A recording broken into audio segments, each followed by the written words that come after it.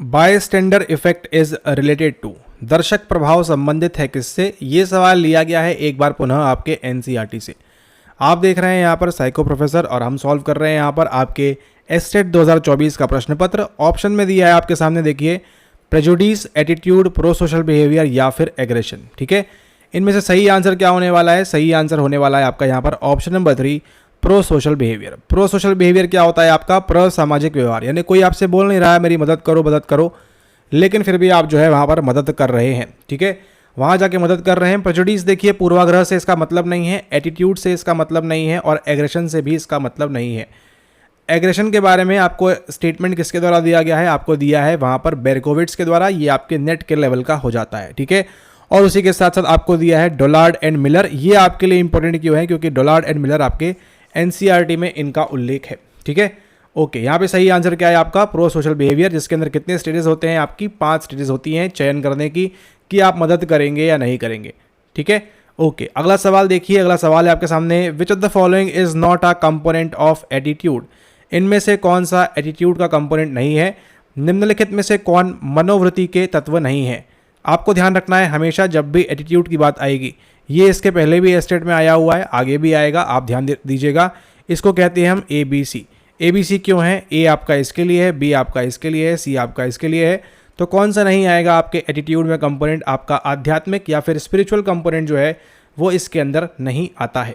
ठीक है, ये आपने ध्यान रखना है। देन नेक्स्ट हम आगे चलते हैं, आगे देखते हैं आपका अगला सवाल क्या बोल रहा है। अगला सवाल बोल रहा है आपसे, ग्रुप डायनामिक्स इंक्लूड। ठीक है, अच्छा, ये देखो, जरूरत नहीं बताने की, क्या दिया है, ऑल ऑफ दीज मार्क करो, आगे बढ़ो। आप देखिए 100 में से ना आपको 10 सवाल मिल जाएंगे ऐसे वाले, 10 नंबर फ्री के मिल रहे हैं। वो चाह रहे हैं भैया कि एस्टेट पास करके जाओ आप। ठीक है, फेल नहीं होना है आपको। एस्टेट में कौन फेल होता है भाई? ठीक है, ये आपको ध्यान रखना है, एस्टेट में फेल नहीं होना है आपने। ठीक है, वो चाह रहे हैं आप पास करो। ठीक है, तभी तो देखिए 10 सवाल में क्या है आंसर? ऑल ऑफ दीज चल रहा है आपका, तो ये आपको ध्यान रखना है। लेकिन हाँ, थोड़ा अपना बुद्धि सद्विवेक आपको वहाँ पर अप्लाई करना है। ठीक है, ग्रुप डायनामिक्स इंक्लूड, समूह गतिकी में शामिल क्या होगा? रोल होगा, स्टेटस होगा, नॉर्म्स होंगे। ठीक है, आप ग्रुप के अंदर क्या क्या होता है, अलग अलग भूमिकाएं होती हैं हर किसी की, उसी के साथ साथ स्टेटस अलग अलग होता है। ठीक है, हर व्यक्तियों का, और उसी के साथ साथ नॉर्म्स भी यहाँ पर आपके अलग अलग प्रकार से काम करते हैं। ठीक है, ओके, और देखते हैं इसके बाद हम अगला सवाल क्या बोलता है। अगला सवाल बोल रहा है आपसे यहाँ पर किस चीज़ के बारे में? Which of the following is a technique to control aggression? निम्नलिखित में से कौन एक आक्रामकता नियंत्रण प्रविधि है? फिर से देखो क्या चल रहा है यहाँ पर, पनिशमेंट है, कैथारसिस है, अपोलॉजी है, ऑल ऑफ दीज है। क्या है? ऑल ऑफ दीज है। अगली बार के लिए आपको ध्यान रखना है, मतलब फ्री के नंबर है, आप देख रहे हैं यहाँ पर फ्री के मार्क्स हैं आपके लिए। कंट्रोल एग्रेशन कैसे होगा? दंड दे दो, एपोलॉजी कर लो, कैथारसिस कर लो, ये सब यहाँ दिया है। ऑल ऑफ दीज इसका आंसर है, कुछ नहीं करना है। विच of the following is not a type of prejudice? ठीक है, इनमें से कौन सा पूर्वाग्रह का एक प्रकार नहीं है? ठीक है, अब देखो, सब सिंपल सी बात है, रेशियल के आधार पर होता है, प्रजाति के आधार पर होता है, संप्रदाय के आधार पर होता है और जाति के आधार पर। अगर आप भारत में रह रहे हो तो आपको ये तीनों चीज़ें पता है भली भांति, लेकिन संबंध पूर्वाग्रह नहीं है कि अरे तुम्हारा ही माता पिता क्यों है, मेरा क्यों नहीं, या फिर तुम्हारा ही भाई बहन क्यों है, इस प्रकार से, या तुम्हारा ही भगिनी जो है क्यों है, इस प्रकार से कभी भी लड़ाई या कभी भी आपका प्रेजुडिस नहीं आता है। ठीक है, किसके आधार पर आएगा? रेशियल आएगा, प्रजातीय पूर्वाग्रह आएगा, कम्युनल आएगा और आपका कास्ट पूर्वाग्रह आएगा। ठीक है, ये सभी आपके आते हैं। आसान सवाल देख रहे हो आप, कैसा है आसान? ABC model is associated with, अभी हमने किया है, इसको किया है कि नहीं किया, आप बताओ। अरे आप बताइए, किया है कि नहीं किया? अभी आपको क्या बताया है? ABC ध्यान रखना है, मतलब देख रहे हो एक ही सवाल को 2 नंबर फ्री के हैं, वो चाह रहे हैं कि आप पास करो। ठीक है, केवल 3 चीज़ें करनी है, एनसीईआरटी, हमारी वीडियोस और कॉमन सेंस। क्या ऑप्शन है? प्रेजुडिस। प्रेजुडिस तो अभी आप देखा, पूर्वाग्रह, एटीट्यूड, सोशल परसेप्शन, सामाजिक प्रत्यक्षण या फिर ग्रुप। कुछ भी नहीं आएगा। क्या है सही आंसर? सही आंसर इसका होगा आपका ऑप्शन नंबर सेकंड, क्योंकि अभी हमने देखा इसके अंदर कौन कौन सा आता है, अफेक्टिव आता है, बिहेवियरल कंपोनेंट आता है, और आपका सी से कौन सा आता है, नीचे कमेंट करके बताइए, हम भूल गए हैं। ठीक है, और रेफरेंस कहाँ से है? आपकी एनसीईआरटी से अगेन है। Balance theory of attitude change involve करती है, किसको करती है? मनोवृत्ति परिवर्तन के संतुलन सिद्धांत में शामिल होता है। क्या होता है शामिल? बैलेंस थ्योरी किसके द्वारा दी गई है? फ्रिट्ज हाइडर के द्वारा। एनसीईआरटी जाके पढ़ लीजिएगा, दिया हुआ है वहाँ पर इसके बारे में। ठीक है, सही आंसर क्या होगा आपका? 2 पर्सन एंड 1 एटीट्यूड एलिमेंट। ठीक है, ये यहाँ दिया हुआ है। अगला सवाल चलते हैं। Which of the following is not a function of communication? निम्नलिखित में से कौन संचार का एक कार्य नहीं है? कंट्रोल करना व्यवहार को, बिहेवियर को, प्रोवाइडिंग इन्फॉर्मेशन, मोटिवेशन या फिर ट्रेनिंग। इनमें से कौन सा नहीं है? आप बताइए किसका कम्युनिकेशन का एक फंक्शन नहीं है, संचार का। संचार में आप क्या नहीं करेंगे? ये भी करेंगे, ये भी करेंगे, ये भी करेंगे। ट्रेनिंग आप यहाँ पर नहीं करेंगे। ठीक है, ट्रेनिंग इसके अंदर नहीं होगी, ये सही आंसर है। ऐसे सवाल आते नहीं है, बस कभी दे दिया तो थोड़ा देख लीजिएगा। Communication process the receiver try to understand the sender's message is called. संचार प्रक्रिया में प्रापक प्रेषक के सूचना को, अर्थ को समझने का प्रयास करता है। क्या कहा जाता है? ज़रा देखें, ऑप्शन से समझ में आएगा शायद सवाल। अच्छा, मैसेज समझ रहा है, एनकोडिंग समझ रहा है, डिकोडिंग समझ रहा है, रिस्पॉन्स कर रहा है, क्या कर रहा है? सवाल क्या है? Communication process the receiver try to understand the sender's message. अच्छा, in communication process the receiver try to understand the sender message, यानी कि अगर हम यहाँ पर कुछ संकेत भेज रहे हैं तो क्या करेंगे? उसको आप डिकोड करेंगे। सूचना तो भेजी जा रही है, एनकोड नहीं, क्या करेंगे? डिकोड करेंगे। डिकोड क्या करना है? एनसीईआरटी को। ठीक है, हम बोल रहे हैं सूचना जा रही है, एनसीईआरटी पढ़ना है, खुद से पढ़ोगे क्या होगी? वहाँ पर आपकी डिकोड होना स्टार्ट होगी। अगला सवाल देखिए, leaders behaviour that assets is called. ठीक है, यानी कि नेता का व्यवहार जो अपने अधीनस्थ पर निरपेक्ष अधिकार एवं नियंत्रण रखता है। क्या रख रहा है? नियंत्रण रख रहा है। Leadership behaviour that assets is called, आपका यहाँ पर ऑथोरिटेरियन लीडर, सत्तावादी नेता होता है। ठीक है, डेमोक्रेटिक लेसे फेयर लीडर, ये उन्होंने जो है बीपीएससी पीजीटी को टच करना स्टार्ट किया है इस सवाल से। ठीक है, तो आपके लिए पीजीटी का पीवाईक्यू इंपॉर्टेंट हो जाता है। Authoritarian leader. The great man theory of leadership is called as, ये बहुत बढ़िया सवाल है। ठीक है, the great man theory of leadership is called as, इसको हम क्या बोलेंगे? इसको हम बोलेंगे आपकी ट्रेट थ्योरी। ठीक है, ट्रेट थ्योरी इसको हम बोलते हैं। आपका शील गुण सिद्धांत। और भी देखिए कौन कौन सी इसके अंदर होती है, बताएं आपको, बताएं कि नहीं बताएं? बताइए, बताएं।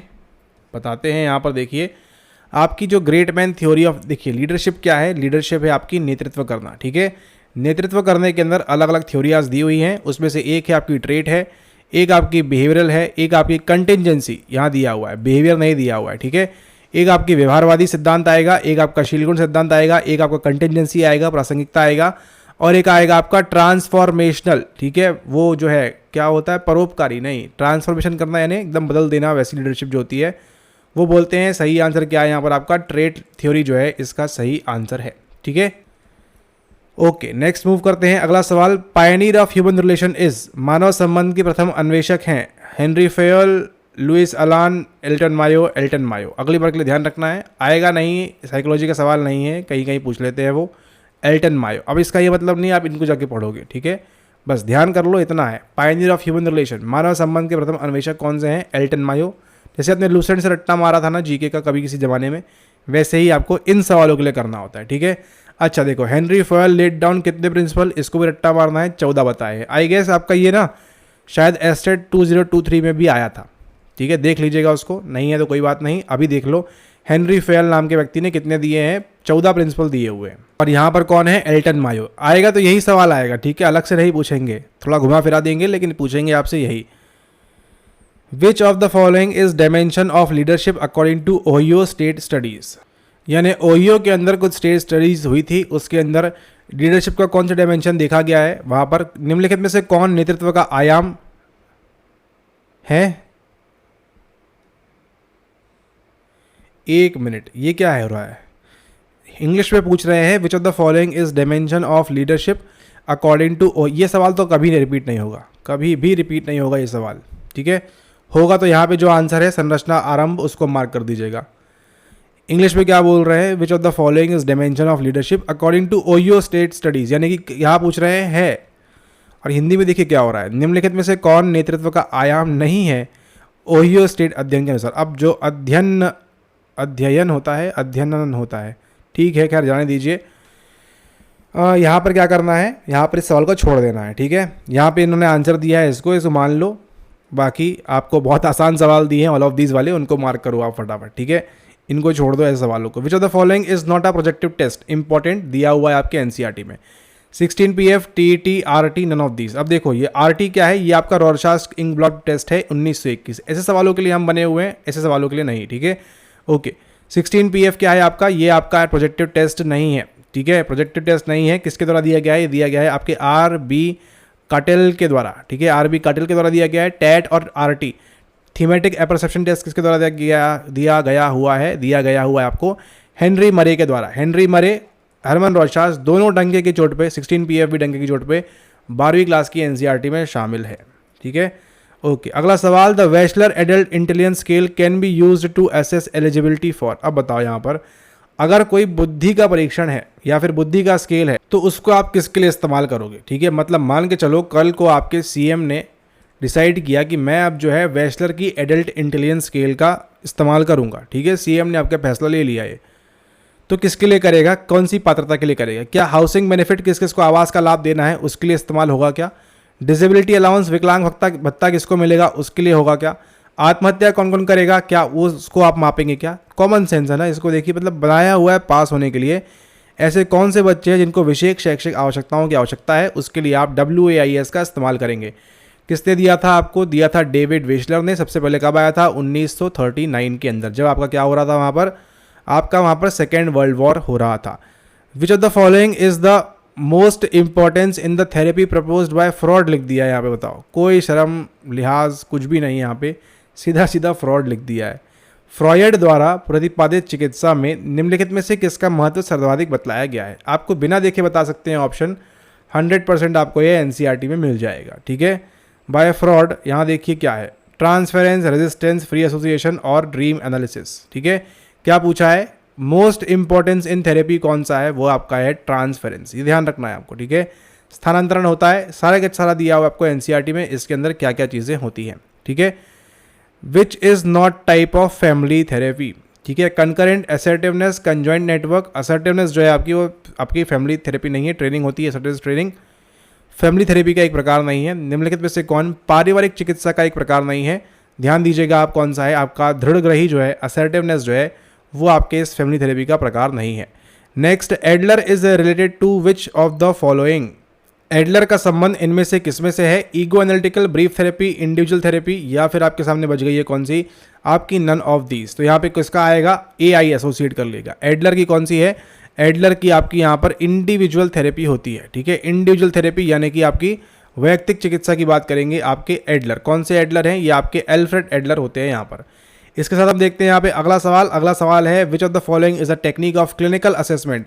इनमें से कौन नैदानिक मूल्यांकन की प्रविधि है, इसका आंसर करेंगे आप यहाँ पर नीचे कमेंट में। हमारे लिए बहुत डिफिकल्ट सवाल है, आपके लिए शायद हो सकता है आसान हो, क्योंकि आप देने वाले हैं एस्टेट 2025 का एग्जाम। क्या इनमें से होगा क्या नहीं होगा, नीचे आप यहाँ पर कमेंट करना ना भूलें। मुलाकात होती है आपसे अगले वीडियो के अंदर, हम देखेंगे आपका पार्ट नंबर 7। तब तक के लिए धन्यवाद।